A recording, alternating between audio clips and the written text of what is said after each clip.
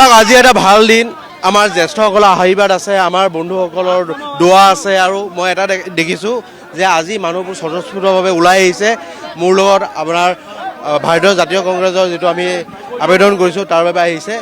গতিকে মই দৃঢ় বিশ্বাসী যে আগন্তুক দিনত ৰাইজৰ জয় হ'ব আৰু আমাৰ ভাৰতীয় জাতীয় কংগ্ৰেছৰ যি ধ্বজা আকৌ উৰিব এইটো আমি দৃঢ় নিশ্চয়ী ডেফিনেটলি আপোনালোক সকলোৱে দেখিছে যে আমাৰ প্ৰিয়ংকা গান্ধী ডাঙৰীয়ানী হওক DK শিৱকুমাৰ ডাঙৰীয়া হওক যিমান ভেটাৰান লিডাৰ আছে চবেই আহি পেলাই অসমত হিমন্ত বিশ্ব শৰ্মাৰ যি ধৰ্মীয় মেৰুকৰণৰ ৰাজনীতি যি আপোনাৰ